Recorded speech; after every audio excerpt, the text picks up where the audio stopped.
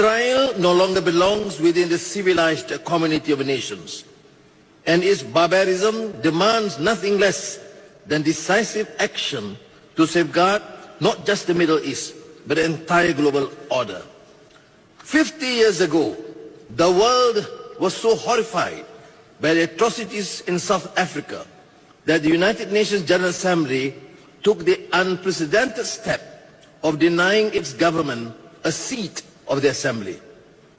Israel, however, has gone beyond the pale, beyond reason, beyond humanity itself in its vile and blatant perpetration of genocide of the people of Palestine.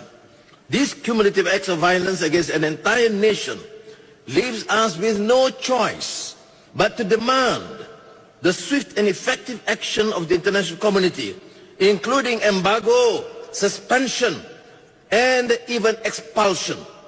In its relentless campaigns, Israel has now struck at the very heart of the international community's lifeline for Palestine by targeting the United Nations Relief and Works Agency for Palestine refugees.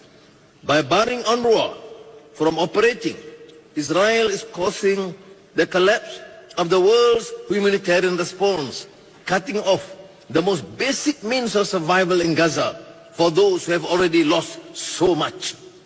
We must put an end to this continued senseless carnage and take immediate steps to furnish more effective protection for the UNRWA.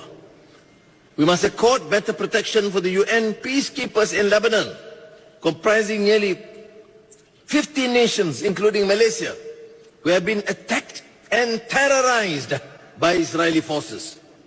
The international community must act swiftly and forcefully. As an immediate measure, we must push, as Malaysia did at the UN General Assembly in September, to impose an immediate arms embargo against Israel. Nevertheless, the severity of Israel's assault on humanity's most basic rules of international compact deserves consideration of a more serious response. For the sake of not only the Palestinian but humanity itself, we must punish and deter Israel's repeated violations of international law and norms. We should therefore build a consensus towards suspending or even expelling Israel from the United Nations itself. Israel's trail of atrocities has already spread into Lebanon, Yemen, Syria, Iraq, and Iran. If the world turns away now, this violence will not remain contained. It will ignite a fire that threatens to engulf the entire region and the rest of the world. At the end of the day, the most aspects of our concern are the victims. It is therefore imperative that we redouble current efforts to help rebuild Gaza from the ruins of destruction.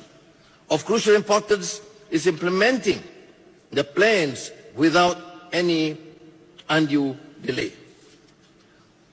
We must draw a line in the sand, not only as Muslims, but as fellow humans, united and bound by our fragile mortality and committed to a simple truth, a wish for a safer, kinder world for our children and the generations to come.